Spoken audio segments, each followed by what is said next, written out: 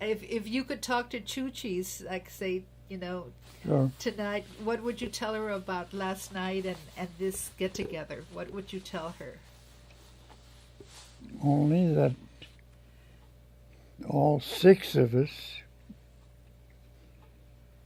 only regret that was not able to be physically present to enjoy the company of her five children and for our mutual enjoyment of the children.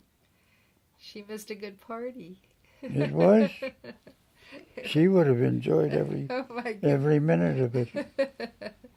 She would have been on the dance floor with Christina. Wasn't Christina? Exactly. And be the best dancer out there. She loved dancing. That was one disappointment that sure she had. Was in my left-footedness. No, you're not a bad dancer, Daddy. Well, I didn't at any time compare with your mother. So yesterday you were telling Christina about a memorable New Year's Eve. Yesterday I was what? You were telling Christina the story about a New Year's Eve that was memorable when you went to see Duke Ellington.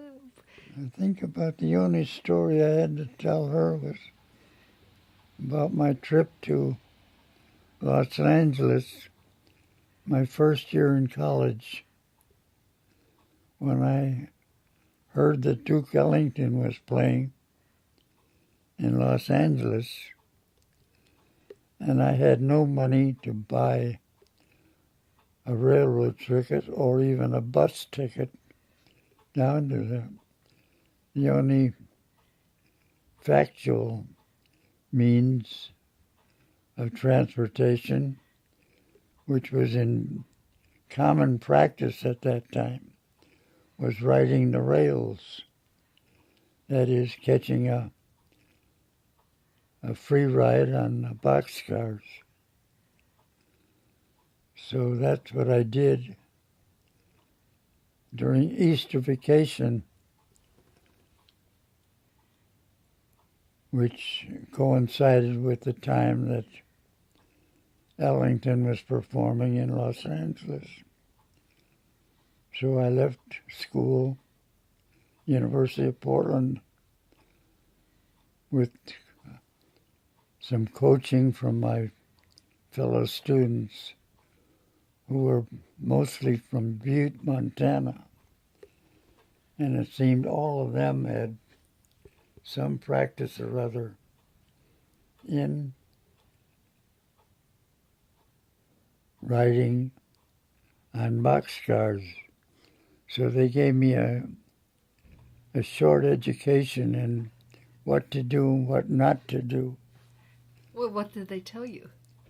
Well, to avoid the bulls, which were the inspectors whose job it was to keep hobos like myself off the trains. So there were only so many bulls and such a long train that there were plenty of opportunities to grab a ride on a particular boxcar that was going your way. So I was an apt student, evidently, and got on in these yards, the railroad yards in Portland. I was riding along nicely with a few others fellows in the same boxcar until we got to a southern part of Oregon, a town called Eugene, and the inspectors caught up with our particular car and threw us all out. So I was dejected, of course, and was walking down, and all of a sudden I saw the train starting up again. So I caught the first car I could, and it turned out to be a reefer car, which is a refrigerator car. So I crawled into the ice compartment and rode in that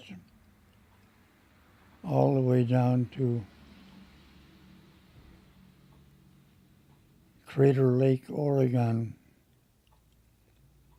And it was cold. So during one of the stops prior to reaching Crater Lake, I got into a boxcar with some other fellas. And as we approached Crater Lake, you went up to quite a height. It was in the mountains. And I was shivering. It was cold because I didn't have the proper clothing.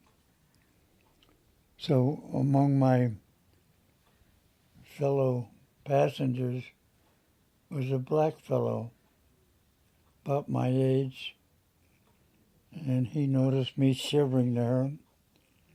So he reached into his backpack and hauled out a jacket, a heavy woolen jacket. And he said, "Put this on." So I thankfully did that. And that just about saved my life. So I kept the jacket on all the time until we got into warmer climates. Returned the jacket to him with many thanks.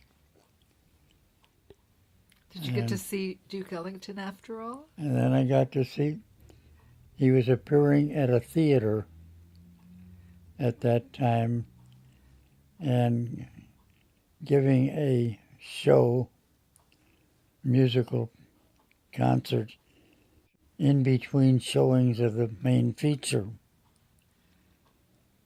So I stayed for two performances.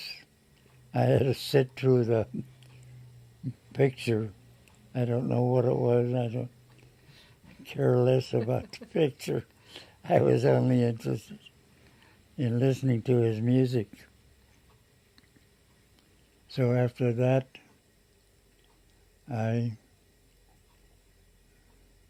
went back to the railroad yards and found out where trains were that headed north and grabbed one and rode it uneventfully back to Portland. And I was stopped only in the Portland yards and removed, which I was all too willing to get off then. So they pulled me into the police station and questioned me what was I doing. They knew very well what I was doing was writing for free. So they let me go then after they found out I was a student in the local university. So that was the end of my hoboing days. Well, that was a pretty good adventure. Mm-hmm.